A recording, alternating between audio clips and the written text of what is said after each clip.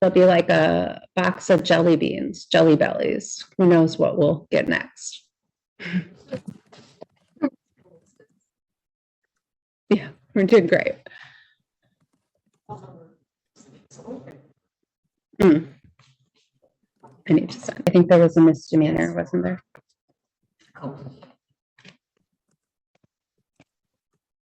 Good morning. What is your name, please? Seth Cope. Can you say that just a little louder? Seth Cope. Cope. Okay. I'll be with you in just 1 second. Yes, ma'am. And did you already talk to the public defender?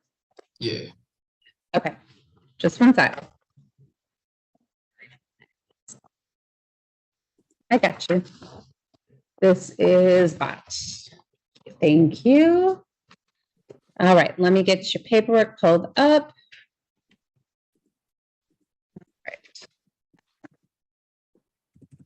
Oh.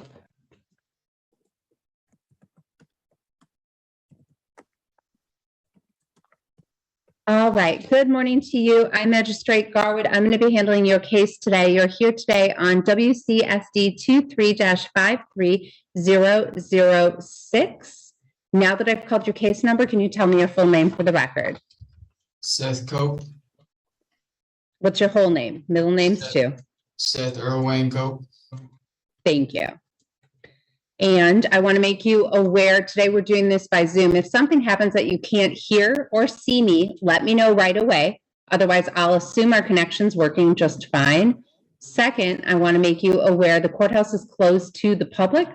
The public has the right to hear and see what we're doing here in the courtroom. So our cases are being broadcast live on our YouTube channel. Anywho, all right, then we will proceed. Looks like you had a chance to talk to the public defender. And so Ms. Coons is going to assist you today, and then I'll sign the referral so that they'll be in touch with you to get additional information, and they'll handle representation going forward.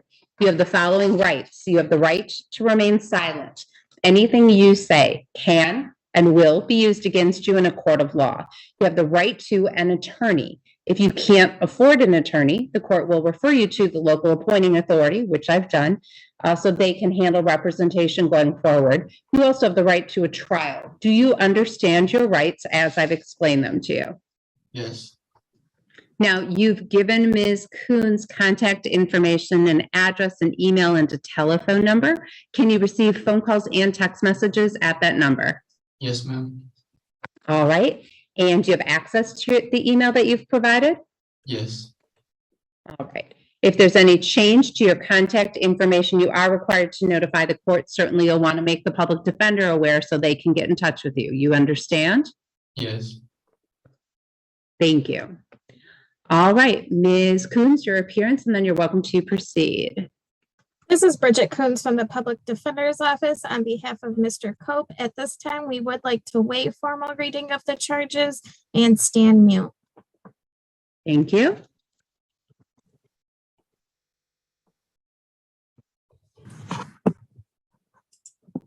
So, Mr. Cope, I'm not going to go through the details of the complaint with you because you've had a chance to review that information with Ms. Coons. I appreciate it was brief, but you'll have more time as your case proceeds.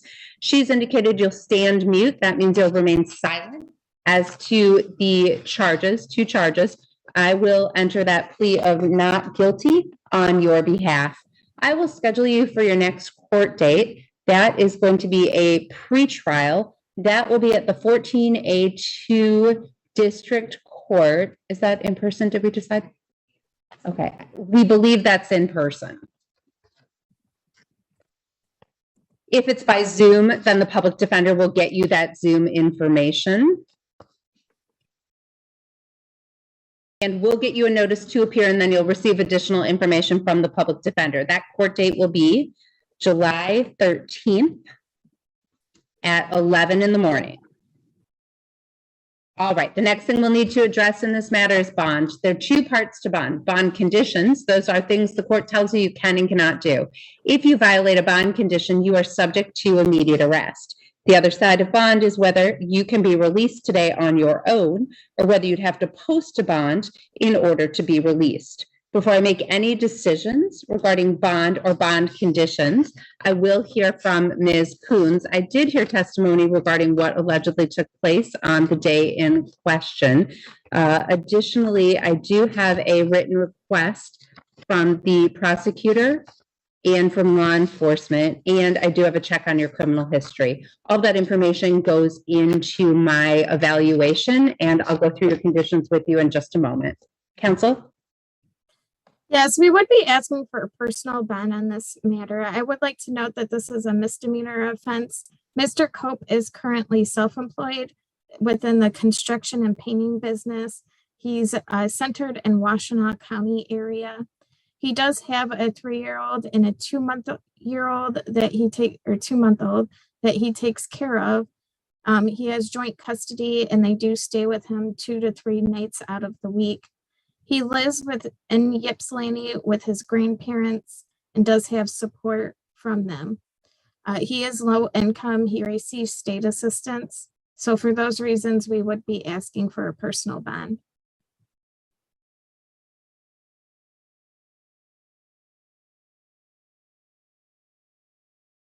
Thank you.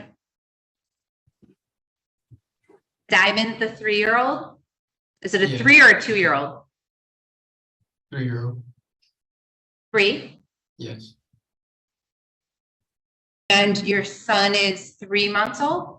Yes, almost 3 months.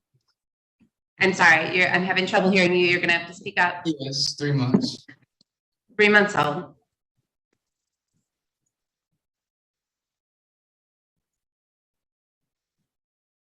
And you don't work with Ms. Hudson, do you? No.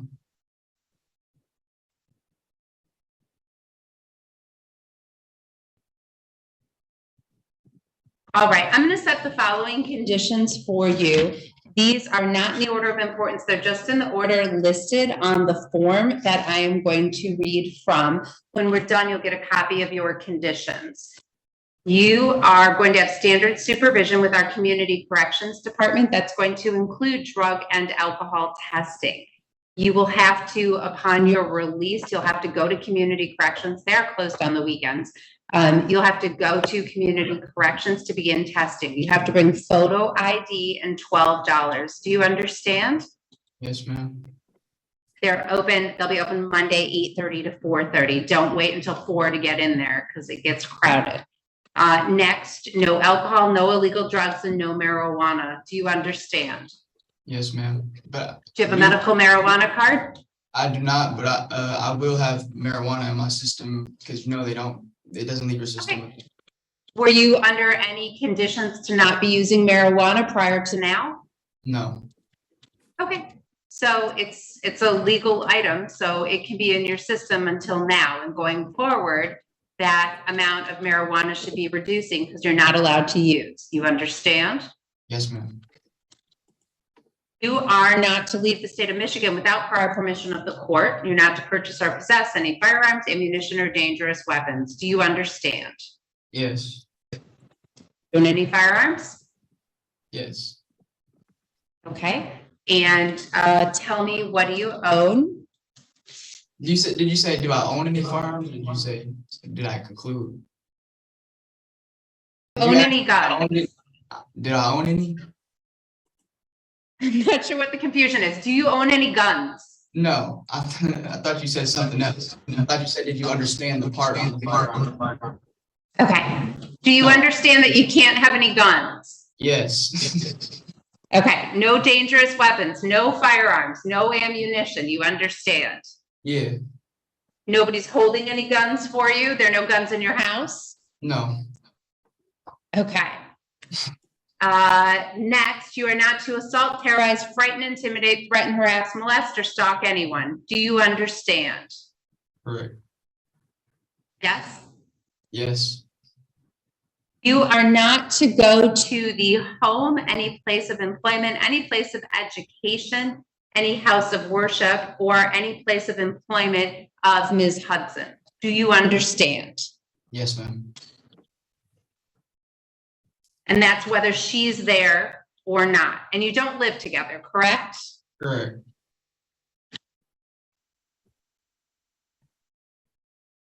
All right, you are not to violate any criminal law. You're required to appear at all of your court hearings and other places as directed by the court. And all of your conditions, they're going to exist whether you're in custody or out of custody. Do you understand?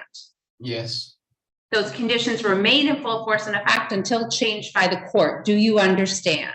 Yes. I am going to restrict your contact. You are to have no contact with Ms. Hudson. When I say no contact, no direct or indirect contact with the above named individual in person or through others. No telephone, email, texting, internet, social media, Skype, Zoom, FaceTime, Facebook, Slack, Instagram, and whatever else I don't know people are using to communicate with others. You're not going to use it. No contact means no contact. Do you understand? Yes, I understand. I'm going to set the same restriction for the children. So I don't want you having any contact with either of the kids until further order of the court. The reason for that, the children were present and one of them, according to the testimony I heard, was almost injured. And I'm not going to take that risk with two little kids, especially a 3-month-old. The other thing to be mindful of, a 3-year-old is a little tiny kid, but they want to protect their mommies and daddies. And so when things go wrong, it happens. A 3-year-old can't appreciate the gravity of a situation. And so many times a little tiny kid will step in to protect someone. And then that little tiny kid gets hurt. So we don't want to subject Diamond to that. Right. And even though Diamond's 3-year-olds pick up on what's happening. So that is why I'm not willing to allow you at this point to have contact with that child, supervised or otherwise. You are welcome to ask for changes to that through counsel whenever you wish. You're welcome to file a case with the family division if you want to do that. But for now, those are going to be your bond conditions. I'll release you on your own personal recognizance. I'm going to set a backup cash bond of $10,000.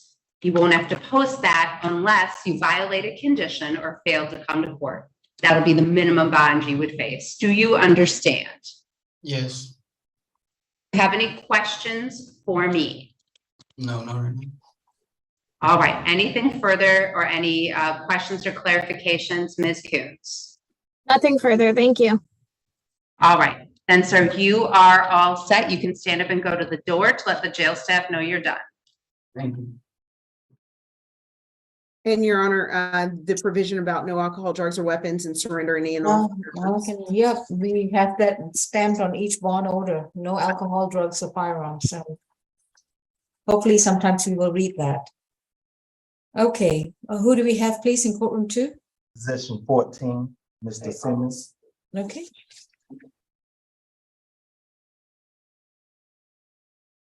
This is Quentin Simmons, accused of simple battery domestic violence from July 7th, 2023.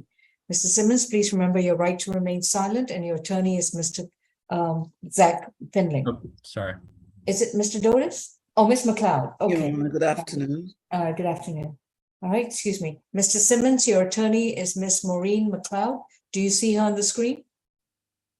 You can just nod your head if you see her or shake your head if you don't. Could we unmute, please?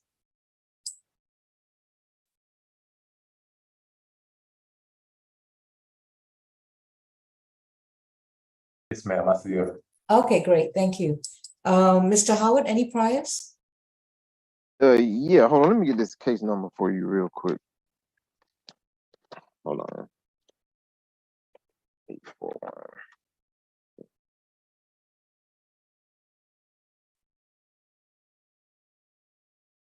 Not on here. Simmons, 10th arrest, 2022. It says intimidating law enforcement or immediate family in retaliation. 2017, failure to appear. 2015, possession of marijuana, given false name, conviction, suspended license, no low. 2013, probation. 2012, disorderly conduct, conviction. Where's the probation from?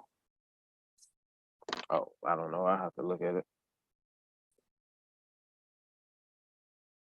Is that in, it's not in Fulton, so I'm curious to know where that probation case is.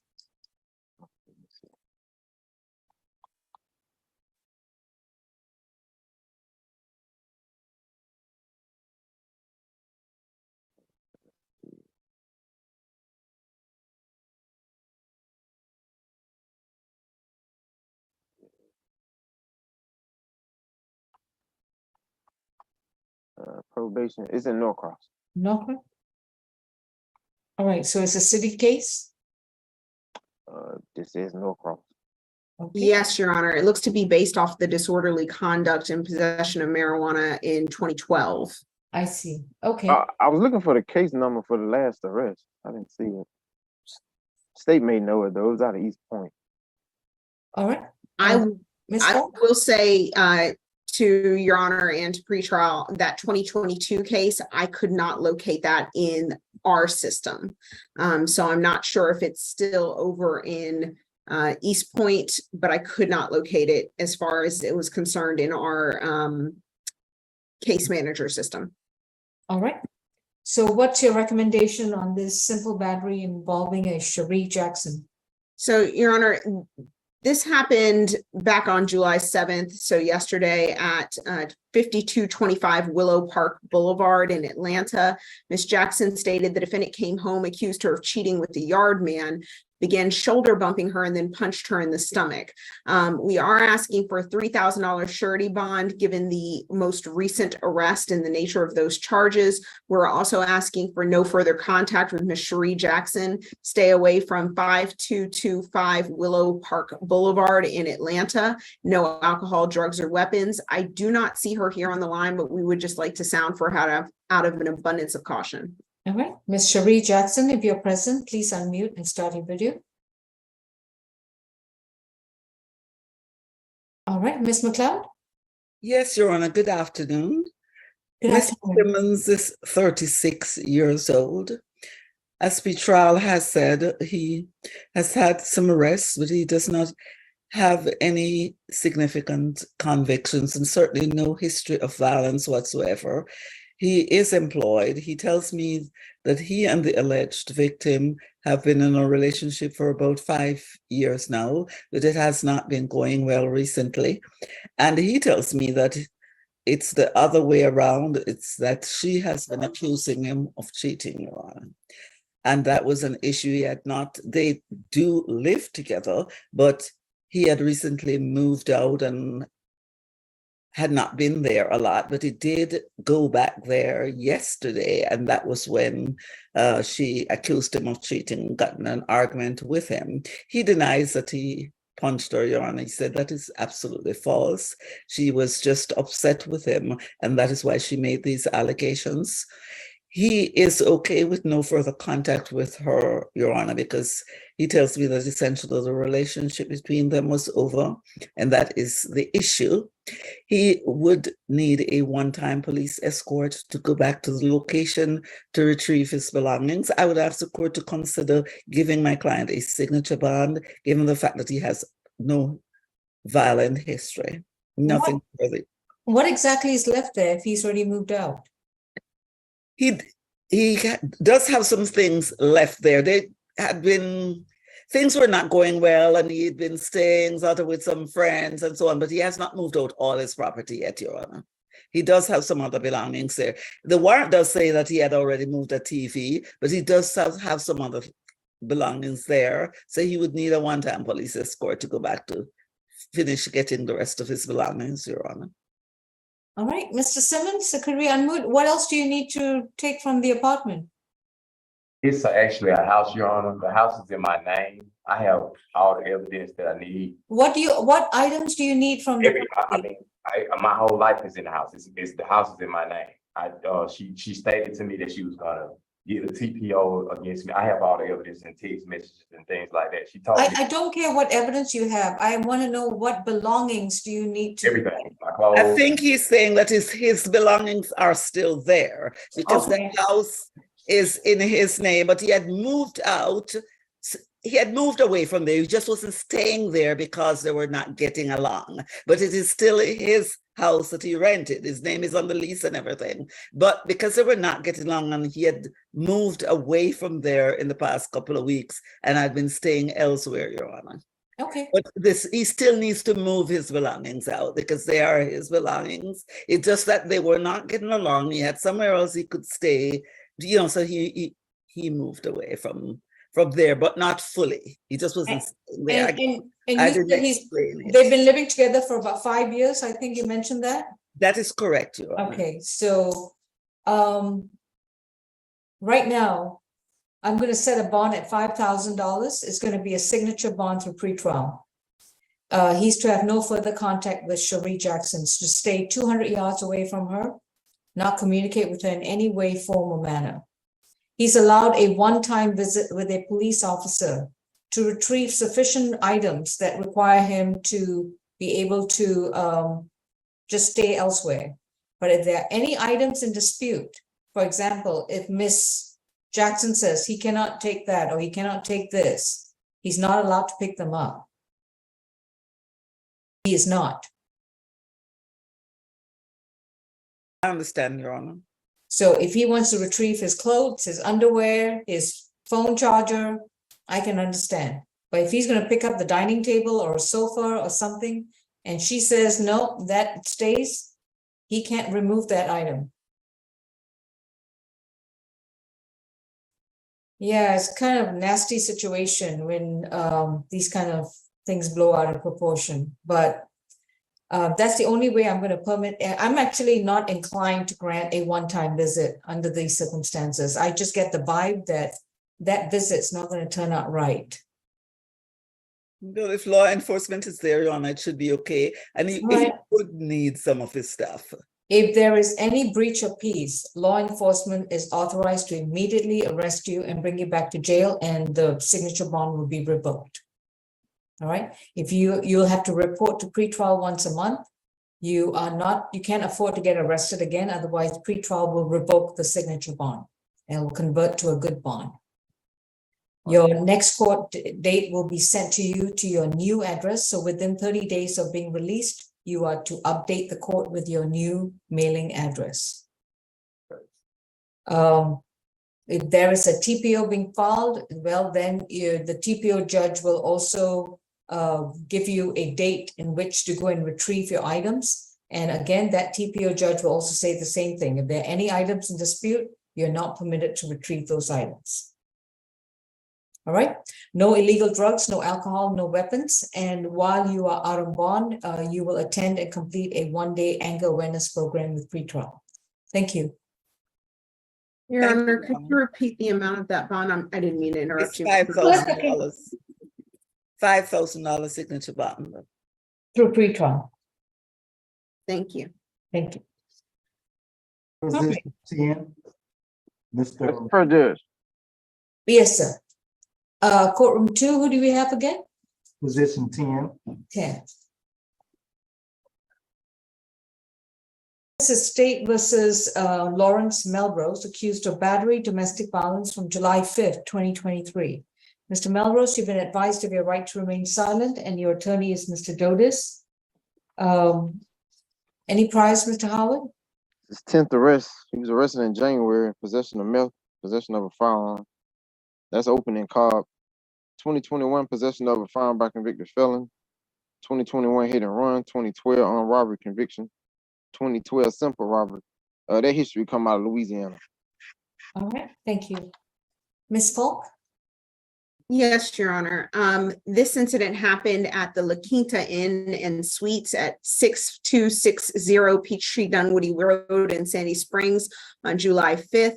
Miss Breon Blackburn stated that she and the defendant got to the hotel and the defendant got into a random verbal argument with another male guest. Miss Blackburn told him he was wrong for how he treated the guest. He accused her of having something going on with the male guest.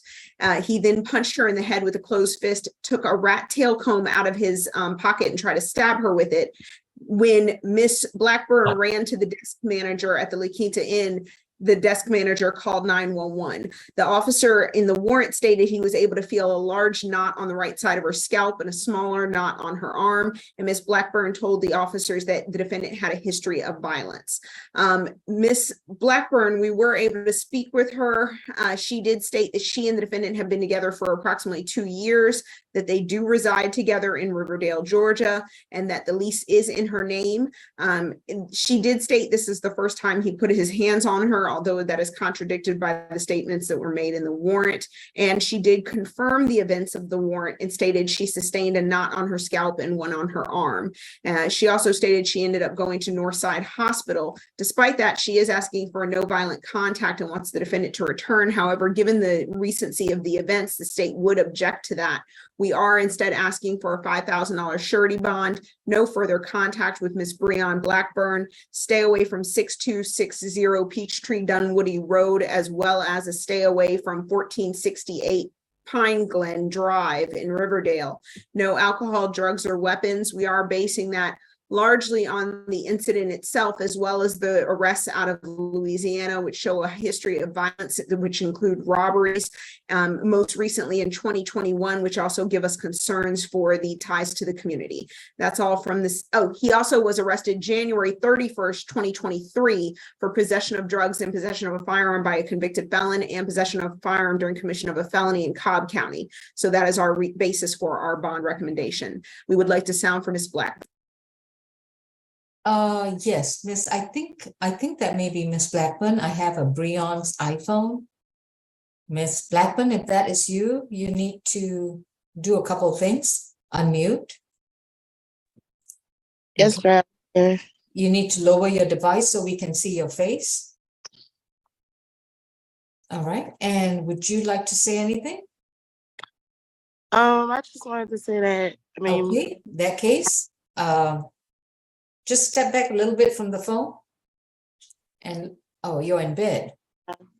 You need to get out of bed. Get out of bed. Yes. Until the legislature allows people to testify from a bed. Okay, is this better?